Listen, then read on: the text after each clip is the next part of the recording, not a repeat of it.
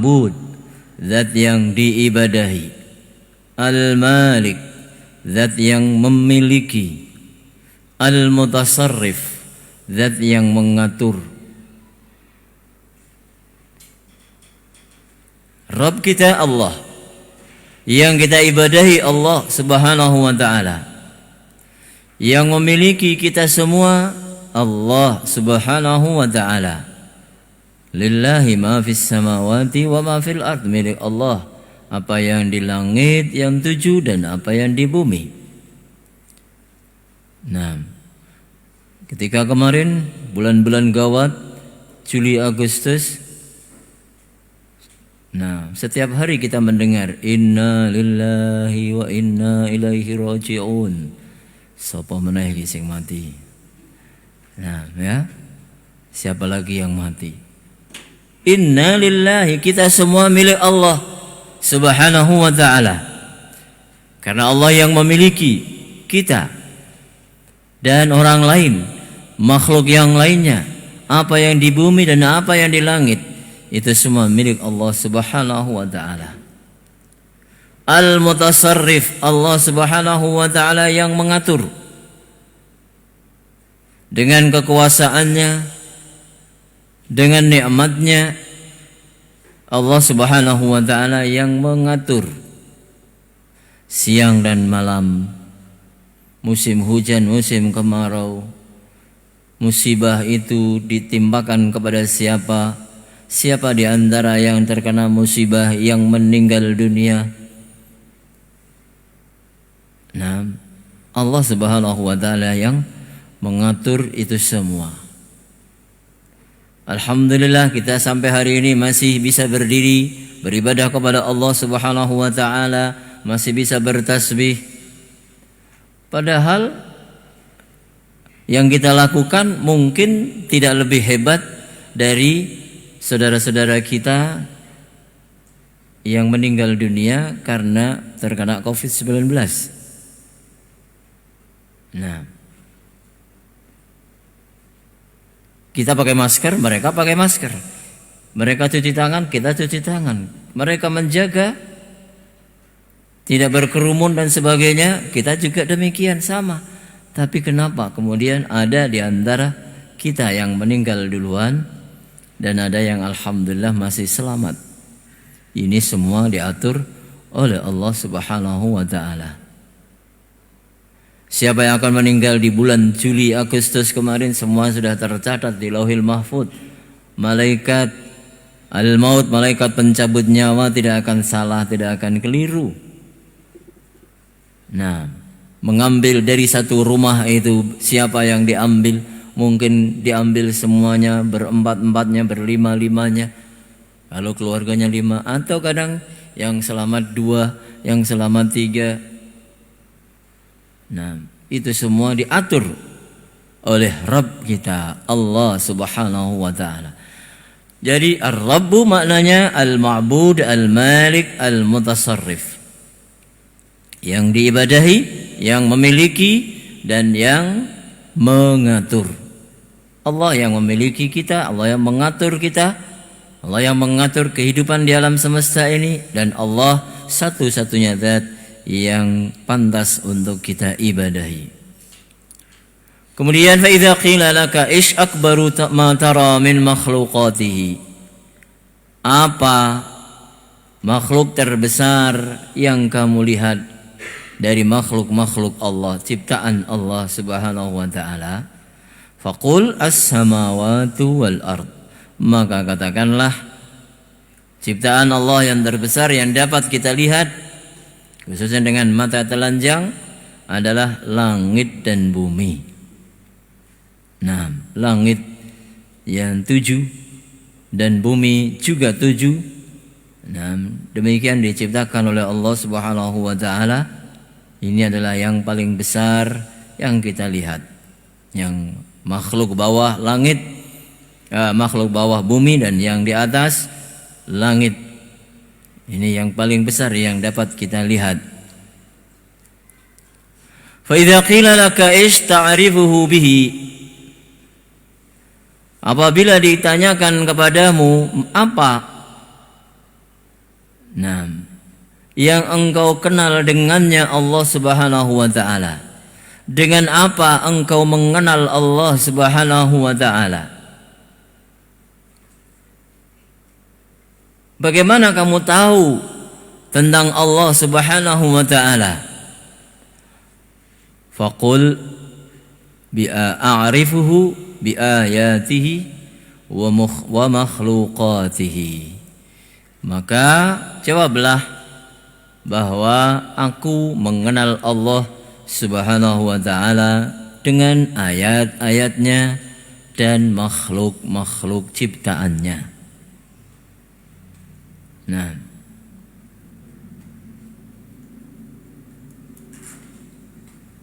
ya, bi ayatihi, kita mengenal Allah Subhanahu wa taala dengan tanda-tanda yang menunjukkan Allah Subhanahu wa taala. Dengan makhluk yang akan, ya, di padang pasir, al-athar yadullu 'alal masir, adanya telapak kaki, jejak telapak kaki menunjukkan ada orang yang berjalan. Wal ba'ratu tadullu 'alal ba'ir, adanya kotoran onta menunjukkan adanya onta.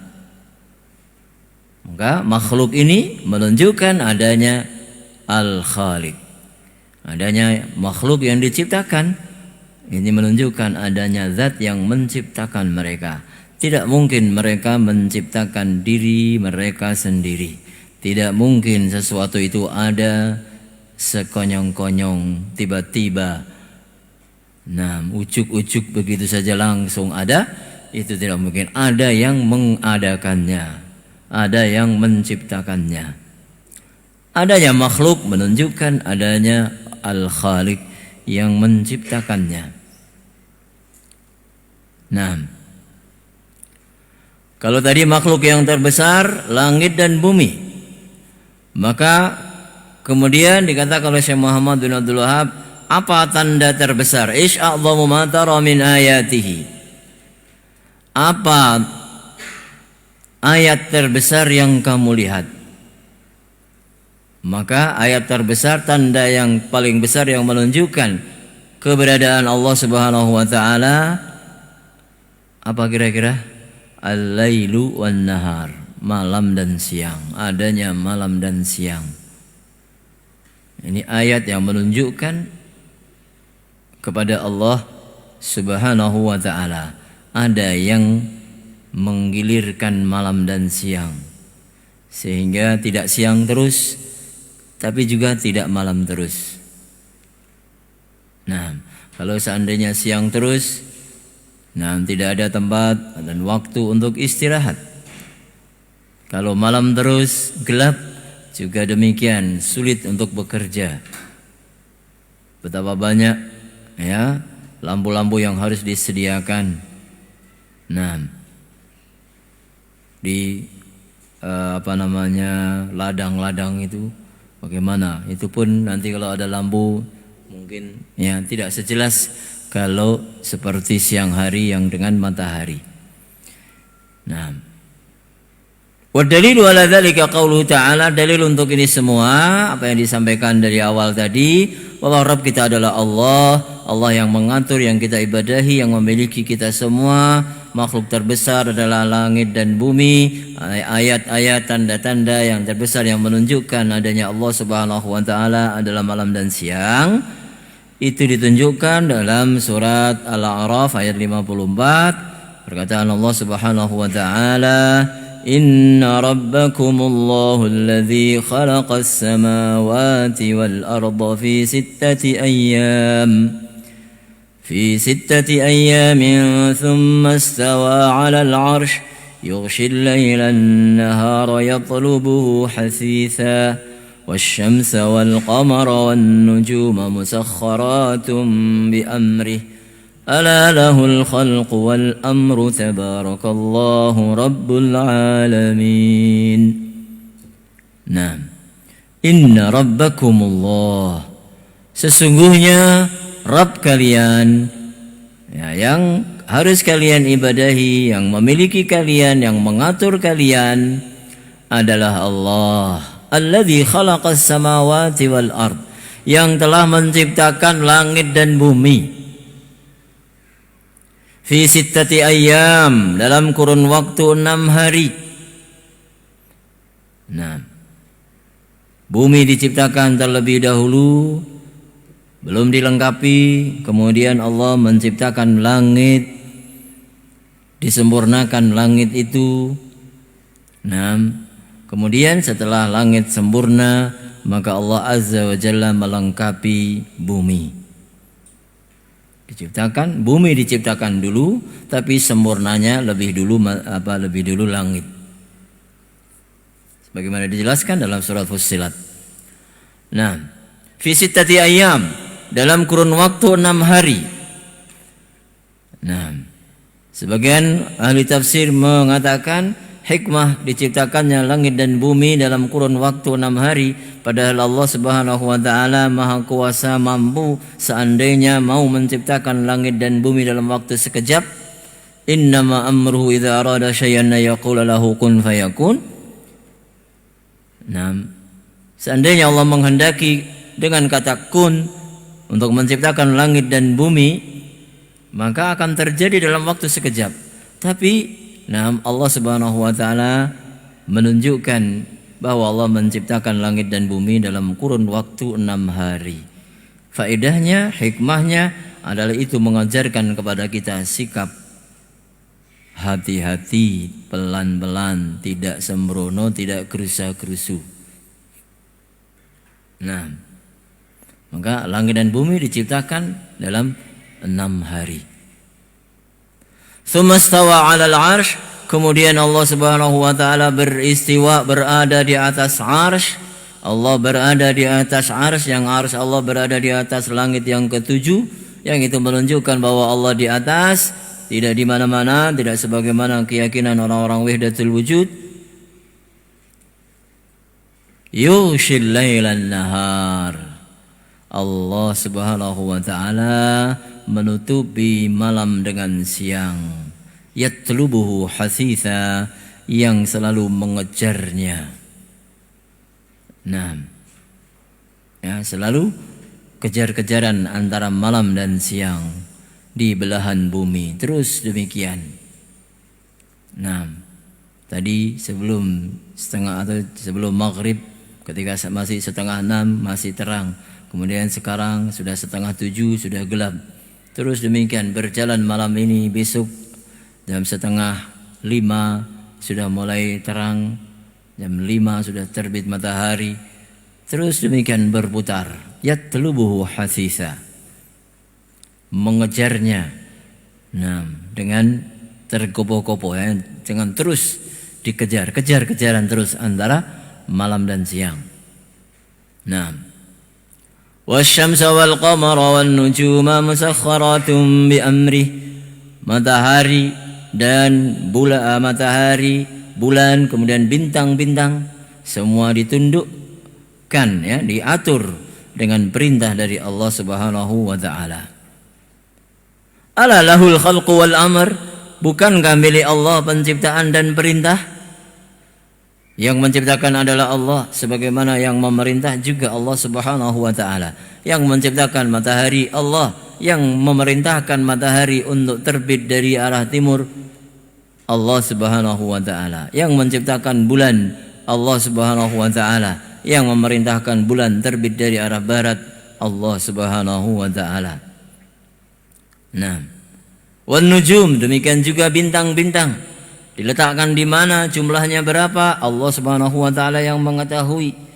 Perintah apa? Di antara fungsi an-nujum, bintang, adalah rujuman lisyayatin, untuk menjadi alat pelempar bagi setan-setan yang mencuri pembicaraan malaikat di langit.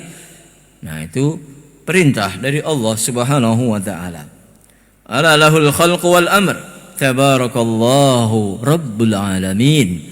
Maha suci Allah Subhanahu wa taala, Rabb seluruh alam semesta, yang mengatur, yang memiliki, yang harus disembah, diibadahi oleh seluruh alam semesta.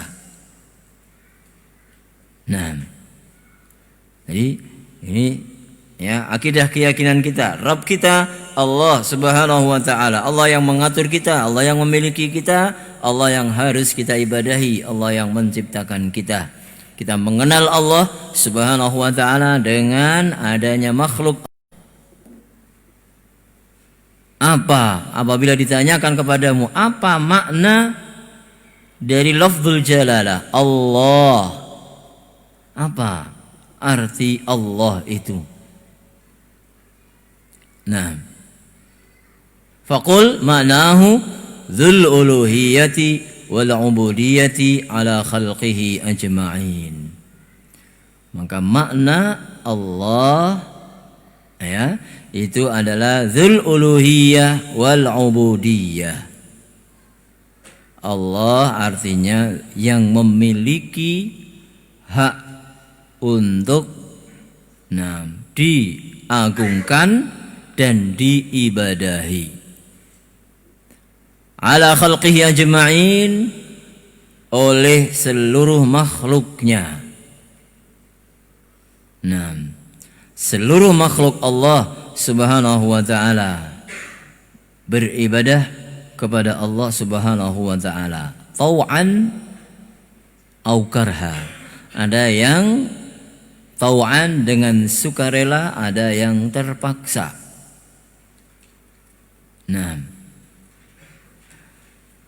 Ya. Maka Allah pun mengatakan kepada langit dan bumi, "I'tiya tau'an au karha." Datanglah kalian berdua, tau'an, sukarela atau karha. Maka langit dan bumi menjawab, qalata ataina ta'i'in. Kami berdua datang dalam keadaan taat kepada Engkau ya Allah. Langit dan bumi tunduk terhadap pengaturan dari Allah Subhanahu wa taala. Dalam ayat yang lain Allah Azza wa Jalla pun mengatakan, wa in min syai'in illa yusabbihu bihamdihi walakin la tafqahuna tasbihahum. Tidak ada sesuatu kecuali dia itu bertasbih, memuji Allah Subhanahu wa taala. Segala sesuatu itu beribadah kepada Allah Subhanahu wa taala. Tapi selain jin dan manusia, ya, ibadah mereka itu diistilahkan ibadah dengan secara terpaksa, artinya tidak ada pilihan bagi mereka. Sedangkan jin dan manusia yang beribadah itu beribadah dengan tau'an, benar-benar karena mereka taat, karena mereka punya pilihan. Jadi Allah Subhanahu wa taala lafzul jalalah, yang kalau dari susunan kata aslinya al-ilah, kemudian hamzah dari yang di tengahnya dihapuskan, sehingga ada lam bertemu dengan lam, maka kemudian ucapannya diganti dengan lafaz Allah. Al-ilah sama, Abdullah dan Abdul Ilah itu sama. Yang maknanya dzul uluhiyah wal ubudiyah, zat yang memiliki uluhiyah, hak untuk diagungkan, wal ubudiyah, hak untuk diibadahi oleh seluruh makhluknya. Sebagaimana itu maksur diriwayatkan dari Abdullah bin Abbas radhiyallahu taala anhuma. Fa idza qila laka li ayyi syai'in khalaqaka Allah, li ayyi syai'in Allahu khalaqak, untuk apa, kalau ditanya untuk apa kamu diciptakan oleh Allah Subhanahu wa taala, kita diciptakan di dunia ini oleh Allah Subhanahu wa taala. Allah Subhanahu wa taala menciptakan bapak kita semua Nabi Adam alaihi wa ala nabiyina salatu wassalam untuk apa? Faqul, maka jawablah, li ibadatihi, untuk beribadah kepadanya. Kita diciptakan oleh Allah Subhanahu wa taala untuk beribadah. Fa idza qila laka aish ibadatuhu, Apa arti ibadah kepada Allah Subhanahu wa taala? Maksudnya apa? Beribadah itu. Nah, apakah sujud atau ruku ataukah iling? Ya. Nah, seperti orang-orang kejawen yang penting iling. Nah, yang penting ingat, berarti zikir saja. Nah, kalau ditanya mereka sudah sholat, sudah. Nah, karena maknanya mereka eling, ya mereka yang penting us eling, iki wayahe sholat toh, iya. Nah, cuman begitu.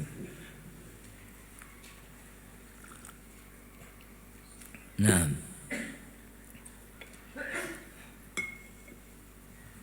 apa arti ibadah itu? Faqul tauhiduhu wa ta'atuhu. Arti ibadah itu adalah kita mentauhidkan Allah dan taat kepadanya. Ya, tauhiduhu wa ta'atuhu. Mentauhidkan Allah, mengesahkan Allah Subhanahu wa taala dengan segala macam bentuk peribadatan yang kita lakukan. Wa ta'atuhu, dan selalu taat. Siap untuk selalu taat kepada Allah Subhanahu wa taala. Itu ibadah. Maka tidak hanya ya amalan badan, tapi hati benar-benar tunduk kepada Allah Subhanahu wa taala. Nah, orang-orang munafikin di zaman Nabi sallallahu alaihi wasallam bersyahadat mereka salat Jumat, salat maghrib, ya. Kalau isya dan subuh kadang-kadang. Nah, ya, maka asqalus salat alal munafiqin, salat terberat bagi orang-orang munafik, salat isya dan salat subuh. Karena itu waktu gelap. Nah, kalau menyelinap, ya sembunyi nggak ketahuan. Nah, sehingga berat mereka karena tidak punya iman. Nah, mereka lahiriah badan, secara badan sepintas kilat, ya sepintas sekilas secara kasat mata. Nah, yang terlihat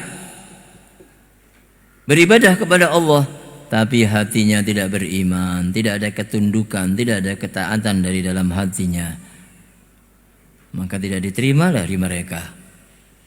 Maka ibadah itu mengesahkan Allah, kita salat, ya karena Allah Subhanahu wa taala, dalam hati kita tunduk dan patuh terhadap perintah-perintah Allah Subhanahu wa taala. Maka kita rela meletakkan dahi kita, anggota badan yang paling mulia dari kita, di tempat pijakan kaki kita di lantai, karena kita taat dengan perintah Allah Subhanahu wa taala. Dan demikian juga mestinya terhadap perintah-perintah Allah Subhanahu wa taala yang lainnya. Kemudian fa idza qila laka ayyish ad-dalil, ayyu syai'in ad-dalilu ala dzalik? Apa dalilnya bahwa kita diciptakan untuk ibadah, dan ibadah itu artinya mentauhidkan Allah Subhanahu wa taala? Dalilnya, maka dikatakan oleh Syekh Muhammad bin Abdul Wahhab, faqul qauluhu ta'ala wa ma khalaqtul jinna wal insa illa liya'budun. Maka katakanlah dalilnya adalah ayat 56 surat Az-Zariyat, wa ma khalaqtul jinna wal insa illa liya'budun. Tidaklah aku cipta al-ins, bangsa manusia, illa liya'buduni, kecuali agar mereka beribadah kepadaku, kepada Allah Subhanahu wa taala. Yang dalam ayat ini Abdullah bin Abbas radhiyallahu anhuma menafsirkan ay liyuwahhiduni, ya, beribadah kepadaku artinya agar mereka mentauhidkan aku, mengesahkan Allah dengan ibadah mereka, melaksanakan tauhid uluhiyah, melakukan semua bentuk ibadah lillah, hanya kepada Allah, hanya untuk Allah, hanya karena Allah Subhanahu wa ta'ala semata. Itulah ibadah. Nah, tauhid, mengesahkan Allah Subhanahu wa taala. Jadi kita manusia diciptakan oleh Allah Subhanahu wa taala untuk tujuan yang mulia. Ya, kita hidup di dunia, tujuan utamanya adalah ibadah kepada Allah Subhanahu wa taala. Nah, itu profesi kita. Kerjaan kita yang paling utama. Nah, ada ahli sunnah wal jamaah salafiyin, pasti masjidnya makmur 5 waktu. Ya, tidak hanya 2 shop. Banyak shop imam sama shop makmum. Jawabannya begitu. Sampai hari ini saya ingat-ingat terus. Dan memang seperti itu. Ya. Kita mengenas, ya, bersedih ketika datang di satu masjid untuk salat jamaah 5 waktu. Kita mampir di sana. Misalnya, Masya Allah, masjidnya bagus, bangunannya besar, tapi jamaahnya, ya itu tadi, maksimal 2 shop. Tidak ada yang nuntun untuk mendatangi Masjid Nabawi karena mendengar azan darinya. Idzan fa'ajib, kalau kamu dengar maka datangilah azan, panggilan azan itu. Maka dimanapun kita berada, ya, saat datang waktu salat 5 waktu, mari kita dahulukan. Nah, karena itu tugas utama kita. Ya, tugas utama kita, pekerjaan utama kita di dunia ini beribadah kepada Allah Subhanahu wa taala, dan salat termasuk amalan yang paling pertama nanti, ya, akan dipertanyakan di hadapan Allah Subhanahu wa taala. Kalau salatnya baik, yang lainnya baik. Kalau salatnya baik, yang lainnya dianggap baik. Maka salat itu yang utama, lainnya samben. Ya, lainnya sampingan. Nah, ibadah kepada Allah Subhanahu wa taala ini yang paling utama. Tapi kalau salatnya jelek, waliyadzubillah, yang lainnya pun dianggap jelek oleh Allah Subhanahu wa taala. Nah, jadi wa ma khalaqtul jinna wal insa illa liya'budun. Apa tujuan kita hidup di dunia ini? Jelas. Tujuan kita untuk beribadah kepada Allah Subhanahu wa taala. Ini bimbingan dari Allah Subhanahu wa taala kepada kita, sehingga jelas tujuan kita dari hidup di dunia ini, jelas untuk beribadah kepada Allah Subhanahu wa taala, tidak hanya untuk berkelana ke sana dan kemari. Ya. Bukan adventure, ya, tujuan hidup di dunia kita untuk dolan, ya, ke sana dan kemari, apakah ke laut, ke gunung dan sebagainya. Nah, tujuan kita beribadah kepada Allah Subhanahu wa taala. Kalaupun kita berjalan di laut dengan naik kapal, kita rasakan itu adalah, nah, menunjukkan keagungan Allah Subhanahu wa taala. Laut yang demikian luas, kapal bisa berjalan. Nah, kadang-kadang mesinnya pun mati, tapi tetap masih bisa berjalan karena masih ada angin, masih ada ombak yang menggerakkannya. Nah, kita bepergian dengan kapal terbang, pesawat udara juga demikian. Nah, kita bisa melihat, ya, tadi perpindahan siang dan malam. Gelap, di sini gelap, di sini masih terang, karena ini sini siang, sini malam. Nah, justru dengan hal-hal yang seperti itu, karena tujuan utamanya adalah ibadah kepada Allah Subhanahu wa taala, maka hal-hal yang seperti itu kita jadikan pembantu, ya, yang mendorong kita untuk semakin beribadah kepada Allah Subhanahu wa taala. Ikhwah fillah rahimani wa rahimakumullah.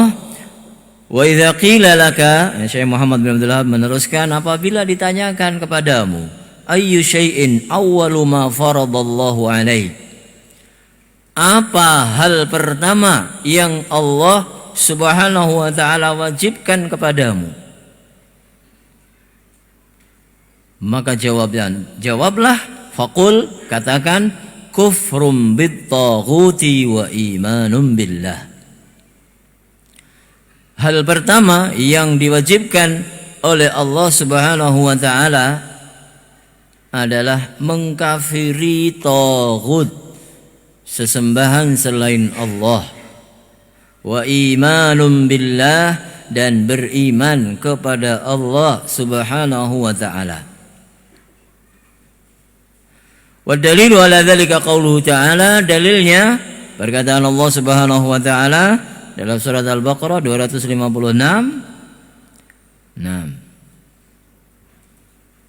La ikraha fid din qad tabayyana ar-rusydu minal ghayy faman yakfur bit-taghuti wa yu'min billahi faqad istamsaka bil 'urwatil wuthqa la infisama laha wallahu samii'un 'alim. Ini dalilnya 256 dari surat Al-Baqarah. Hal pertama yang diwajibkan oleh Allah Subhanahu wa taala, mengkafiri taghut, semua sesembahan selain Allah, apapun dan siapapun dia. Beriman kepada Allah, ini adalah kewajiban pertama. Yang kalau seandainya hal ini kita jadikan sebagai barometer, ukuran untuk kemudian kita menerapkannya kepada kaum muslimin, banyak yang berguguran keislamannya. Kufrun bil taghut, mengkafiri taghut, mengkafiri apa yang disembah selain Allah Subhanahu wa taala, mengkafiri, mengingkari, membenci apa yang disembah selain Allah. Dan itu sebenarnya adalah makna dari kata la ilaha. Tidak ada ilah, tidak ada yang berhak diibadahi illallah, kecuali Allah. Illallah itu iman kepada Allah Subhanahu wa taala.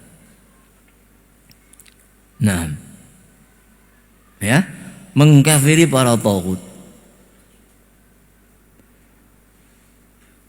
Masih banyak sekali saudara-saudara kita dari kaum muslimin yang memiliki toleransi terhadap teman-teman, apakah SMP, SMA, SD, yang non muslim. Bahkan ketika ulang tahun, dia pun di grup-grup WA itu masih mengucapkan selamat. Jadi mendoakan dia, meskipun dia tidak beriman kepada Allah, meskipun dia bukan orang Islam, didoakan selamat. Bahkan kadang-kadang bukan hanya sekedar selamat global begitu saja, selamat di dunia dan akhirat.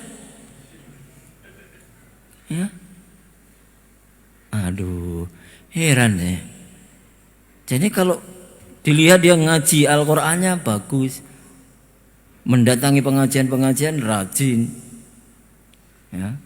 tapi giliran ada salah satu anggota grup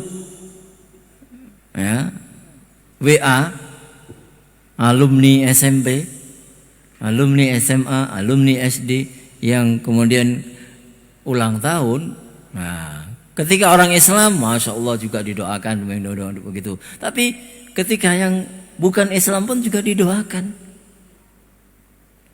Pertama jelas, mengingat-ingat masalah ulang tahun itu, bahkan merayakannya tentunya tidak ada sunnahnya, tidak ada. Nabi SAW dan para sahabatnya melakukan hal itu, dan itu justru datang dari orang-orang Barat, orang-orang Kristen. Maka memperingati dan mengucapkan itu jelas juga bukan satu kebaikan. Kemudian ditambah lagi ketika yang didoakan itu adalah orang kafir, yang kalau kita orang kafir, tahu jangan didoakan selamat, tapi doakan mudah-mudahan Allah memberi hidayah. Doakan boleh, doakan, tapi mudah-mudahan Allah memberimu hidayah sehingga masuk Islam. Nah, bukan doa-doa yang biasa-biasa, apalagi ya kemudian doa untuk diberkati umurnya dan sebagainya. Salah. Ini banyak dari saudara-saudari kita kaum muslimin tidak punya perasaan yang seperti ini. Tidak merasa bahwa orang yang bukan orang Islam yang tidak beribadah kepada Allah Subhanahu wa taala itu adalah orang yang tidak boleh kita cintai. Padahal dalam Al-Qur'an dinafikan. Ya, la tajidu qauman yu'minuna billahi wal yaumil akhir yuwadduna man haddallaha wa rasulah. Tidak pernah engkau akan dapati orang yang beriman kepada Allah Ta'ala dan akhir mencintai, memiliki kecintaan ya, kepada orang-orang yang memusuhi Allah Ta'ala dan Rasulnya, yakni dari orang-orang kafir. Nah, kufrun bit-taghut. Maka ini juga bahkan termasuk dalam hadis-hadis tentang syarat-syarat la ilaha illallah, ini termasuk juga ya yang disyaratkan. Nah, man qala la ilaha illallah wa kafara bima yu'badu min dunillah, beriman kepada Allah, mengucapkan dua kalimat syahadat dan mengkafiri apa yang disembah selain Allah Subhanahu wa taala, baru itu menjadi syahadat yang benar. Ya, baru menjadi syahadat yang benar. Nah, maka hal ini yang termasuk perkara yang diajarkan oleh Syekh Muhammad bin Abdul Wahhab rahimallahu taala kepada orang-orang awam, karena memang ini sangat-sangat penting. Kufrum bit-taghut wa imanun billah, mengkafiri, mengingkari taghut, sesembahan-sembahan selain Allah dan penyembahan kepadanya, dan serta beriman kepada Allah Subhanahu wa taala. Pada ayat tadi 256 Allah Subhanahu wa taala mengatakan la ikraha fid din. Tidak ada paksaan dalam agama, tidak boleh memaksa. Memang demikian. Tidak diperbolehkan memaksa. Nabi SAW tidak memaksa Sumamah untuk masuk Islam. Meskipun waktu itu dia diikat di masjid, di tiang Masjid Nabawi. Tidak dipaksa untuk masuk Islam. Sampai dia sendiri merasa kok bagus Islam itu. Baru kemudian dia mengucapkan dua kalimat syahadat. Nah, dalam teknis peperangan yang diajarkan oleh Nabi SAW, tempat-tempat ibadah, ya, orang-orang Yahudi, orang-orang Nasrani tidak boleh dirusak. Para rahib, para pendeta yang ada di masjid di tempat-tempat ibadah mereka, di kuil-kuil mereka, tidak boleh diusik, biarkan saja. Yang diperangi, yang dibunuh adalah yang memang melawan. Nah, karena ini tidak ada paksaan. Karena apa? Para ulama mengatakan agama Islam itu lebih mulia untuk memaksa orang supaya memeluknya. Ya, memeluk agama Islam. Ini la ikraha fid din. Tidak ada paksaan untuk masuk dalam dinul Islam. Faman yakfur bit-taghuti wa yu'min billah, siapa yang kafir kepada taghut dan beriman kepada Allah, faqad istamsaka bil urwatil wuthqa, maka dia telah berpegang dengan tali yang kuat, lan fisama laha, yang tidak akan terputus. Wallahu sami'un alim, dan Allah yang maha mendengar lagi maha melihat. Nah, al-urwatul wuthqa dalam ayat ini maknanya dikatakan fa idza qila ish al-urwatul wuthqa faqul la ilaha illallah. Apabila ditanyakan apa arti tali yang kuat pada ayat itu, telah berpegang teguh dengan tali yang kuat, apa maknanya? Maknanya adalah kalimat la ilaha illallah, kalimat tauhid, kalimat yang kuat, tali yang kuat yang tidak akan putus, yang akan menyelamatkan, itu adalah kalimat la ilaha illallah. Orang yang mengucapkannya akan selamat di dunia dan akhirat. Di dalam ayat ini diungkapkan demikian ya, kalimat la ilaha illallah dengan urwah al-wuthqa, tali yang kuat. Nah, seperti orang yang hanyut di sungai. Nah, ada banjir bandang, kemudian dia bisa berpegang dengan tali yang kuat. Nah, maka dengan tali itu dia akan bisa menyelamatkan dirinya untuk berenang atau naik ke tepi sehingga kemudian selamat dengan tali yang kuat. Maka itulah kalimat la ilaha illallah akan menyelamatkan orang yang mengucapkannya dari api neraka. Apakah selamat sama sekali atau selamat di akhirnya? Ada yang selamat sama sekali sehingga tidak masuk ke dalam neraka ketika kalimat la ilaha illallah itu benar-benar kuat diyakini dan terrealisasi dalam kehidupannya, sehingga dia benar-benar paham kalimat itu, sehingga kuat tauhidnya. Dengan tauhid yang kuat maka dosa-dosanya akan dihapuskan, sehingga nanti dia tidak akan masuk ke dalam neraka sama sekali, tidak akan mencicipi, tidak akan merasakan masuk ke dalam neraka. Atau ada orang-orang yang kurang kuat kalimat la ilaha illallah, tauhidnya kurang kuat, tapi tidak ada amalan-amalan yang membatalkan dia, sehingga seandainya dia dimasukkan ke dalam neraka untuk batas waktu yang ditentukan oleh Allah Subhanahu wa taala, suatu hari pasti akan keluar dari neraka dan masuk ke dalam surga Allah Subhanahu wa taala. Maka ini kalimat la ilaha illallah ini benar-benar dengan izin dari Allah Subhanahu wa taala, dengan keputusan dari Allah Subhanahu wa taala, ini kalimat yang akan menyelamatkan orang-orang yang mengucapkannya dari api neraka. Tapi tentunya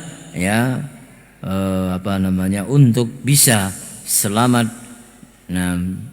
untuk bisa mendapatkan faedah dari kalimat la ilaha illallah itu ada syarat-syarat yang harus terpenuhi. Terpaksa kita cukupkan kajian kita pada malam hari ini. Sampai di sini dulu, masih ada belum selesai satu halaman. Tapi insya Allah sudah cukup. Mungkin kalau ada waktu lagi kita lanjut pada pembahasan selanjutnya yang disampaikan oleh Syekh Muhammad bin Abdul Wahhab rahimahullahu taala. Mudah-mudahan Allah Subhanahu wa taala menjadikan kita orang-orang yang benar-benar mentauhidkan Allah Subhanahu wa taala, sehingga kita semua akan selamat di dunia dan akhirat. Allahumma amin.